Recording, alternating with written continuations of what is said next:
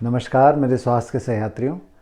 ये trans oesophageal echocardiography या TEE क्या होता है, आइए जानते हैं इसके बारे में विस्तार से।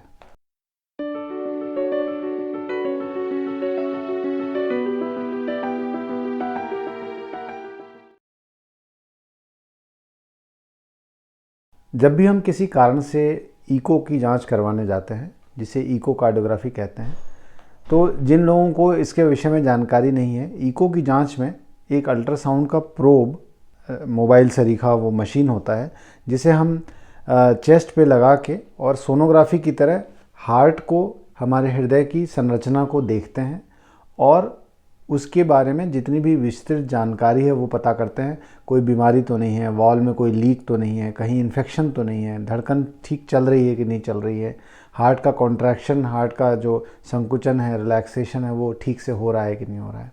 90% जानकारी हृदय की संरचना के बारे में, उसकी एनाटॉमी के बारे में हमें इकोकार्डियोग्राफी से मिल जाती है, जिसे हम ट्रांस थोरैसिक इकोकार्डियोग्राफी कहते हैं। मतलब हमारी छाती के स्किन जो है, हमारी छाती के जो त्वचा है, इसके ऊपर जब सोनोग्राफी का प्रोब लगा के हम जांच करते हैं तो इसे ट्रांस थोरैसिक इकोकार्डियोग्राफी कहते हैं। लेकिन 5-10% केसेस में जब कोई बीमारी का अंदेशा होता है या कोई बीमारी हमें ऐसा लगता है कि ट्रांस थोरैसिक इको में यहाँ छाती के बाहर से देखने पे कुछ ऐसा डाउट है जिसका कंफर्मेशन हमें चाहिए, या किसी संरचना की बहुत डिटेल हमें जानकारी चाहिए जो हार्ट के पीछे के हिस्से में है, विशेषकर उन संरचना के बारे में कभी कभी विस्तृत जानकारी के लिए या कंफर्मेशन के लिए हमें एक दूसरी इको की ही जांच करनी पड़ती है, जिसे ट्रांस ईसोफेजियल इकोकार्डियोग्राफी कहते हैं। अब ट्रांस ईसोफेजियल का मतलब ये हुआ, ईसोफेगस बेसिकली हमारे जो खाने की नली है, आहार नली है, इसे इंग्लिश में ईसोफेगस कहते हैं। तो जब वही सोनोग्राफी का प्रोब एक नली के थ्रू हमारी आहार नली में डाला जाता है और आहार नली में डालकर उसके निचले हिस्से में या हमारे जो स्टमक है, जो हमारा आमाशय है, उसमें उस प्रोब का टिप पहुंचा के और वहाँ से इको की जांच की जाती है। कहने का मतलब ये है कि इको मशीन को हम हार्ट के पीछे से रख के हम हार्ट को देखते हैं। तो हमने हार्ट को आगे से भी देखा और फिर इको मशीन को आहार नली के थ्रू हार्ट के पीछे ले जाकर और वहाँ से भी हमने उसका अध्ययन किया।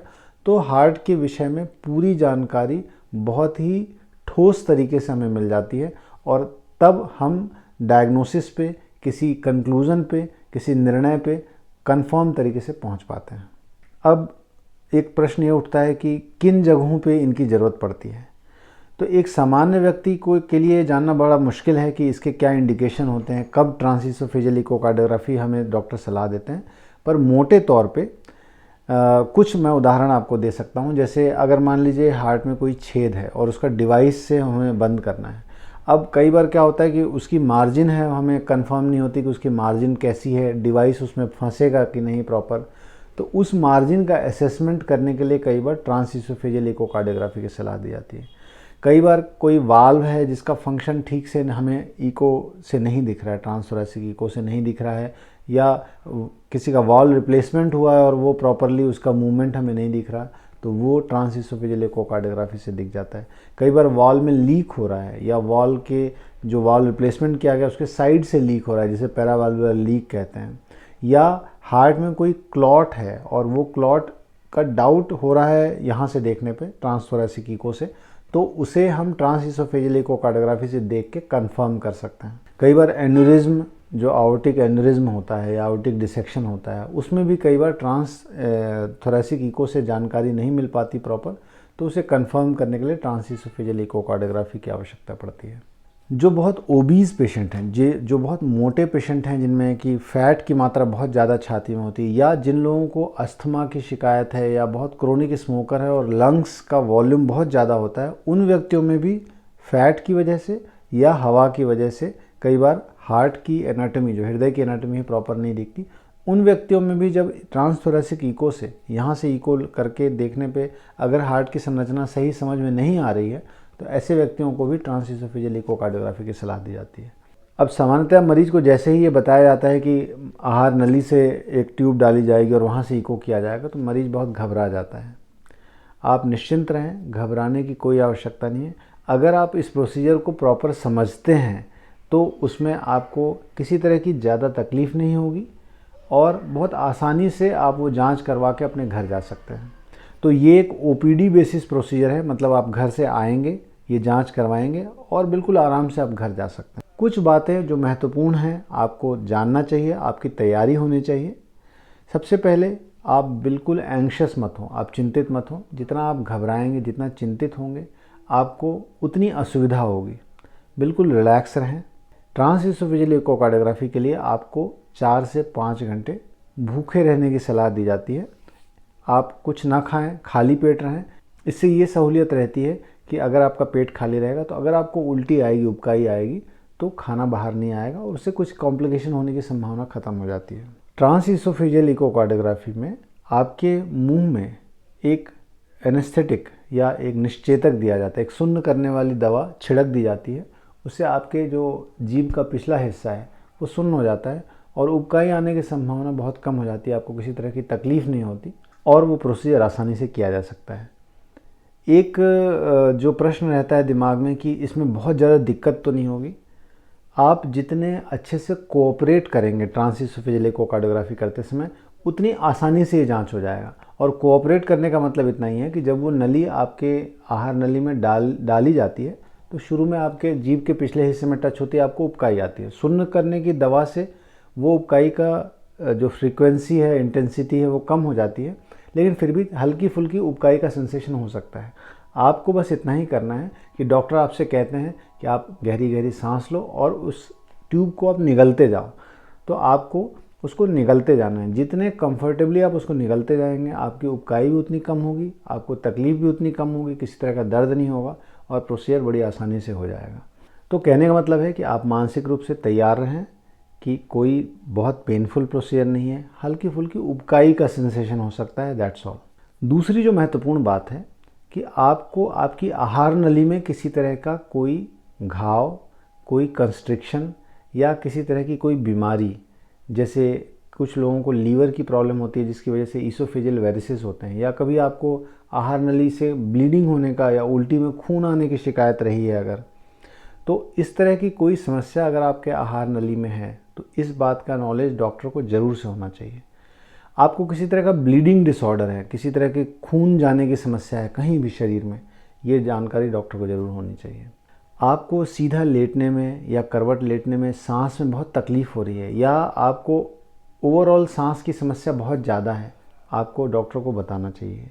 पूरे प्रोसीजर के दौरान आप डॉक्टर को पहले से ही कह दें कि अगर मुझे ये चीज़ टॉलरेट नहीं होती, अगर ये मैं बर्दाश्त नहीं कर पाऊँगा, तो एक इशारा आप रख लें कि भाई ये इशारा करके कि मुझे ये दिक्कत हो रही है, आप इसे निकालें। डॉक्टर उसे तुरंत निकाल देंगे। तो इस बात को पहले डिस्कस कर लें कि अगर मुझे बर्दाश्त के बाहर कोई तकलीफ़ होती है तो मैं ये इशारा करूँगी और उसको आप तुरंत के तुरंत उस प्रोसीजर को टर्मिनेट कर दीजिएगा, वहीं ख़त्म कर दीजिएगा। अब ट्रांसइसोफेजियल इकोकार्डियोग्राफी के लिए जब आपको ले जाया जाता है तो आपको बिल्कुल बेहोश नहीं किया जाता। जैसा मैंने बताया कि सुन्न करने की दवा मुंह में छिड़क दी जाती है, उससे हल्का सा आपका गले का हिस्सा और मुंह का हिस्सा सुन्न हो जाएगा और वो बहुत टेम्पररी, बहुत थोड़े समय के लिए रहता है वो सुन्नपन, और प्रोसीजर के आधे 1 घंटे 2 घंटे बाद वो सुन्नपन ख़त्म हो जाता है।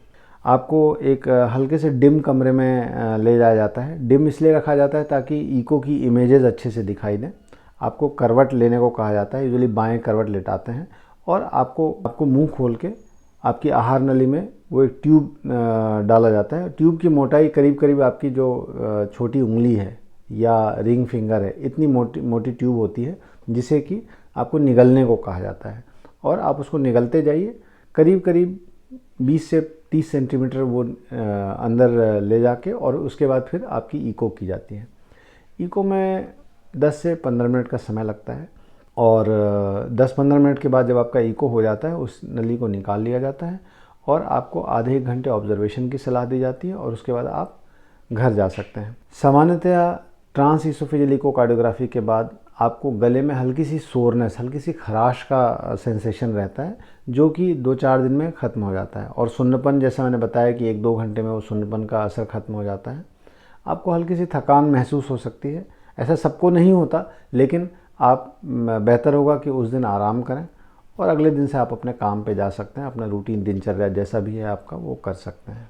ट्रांसइसोफेजियल इकोकार्डियोग्राफी करवाने से पहले आप डॉक्टर से इस बात को बहुत अच्छी तरह समझ लें कि ये जांच क्यों की जा रही है, क्योंकि आपका ऑलरेडी एक ट्रांसथोरेसिक इको किया जा चुका है। तो ऐसी कौन सी जानकारी है जो प्राप्त करने के लिए ट्रांसइसोफेजियल इकोकार्डियोग्राफी की जा रही है, टीईई किया जा रहा है।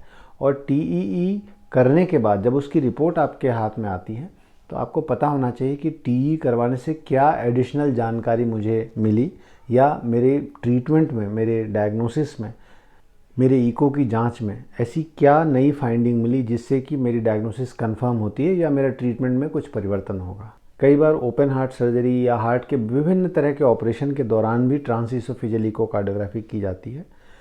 ये ट्रांसइसोफेजियल इकोकार्डियोग्राफी चूँकि मरीज को बेहोश करने की अवस्था में ही की जाती है, इसलिए मरीज को किसी तरह की असुविधा नहीं होती।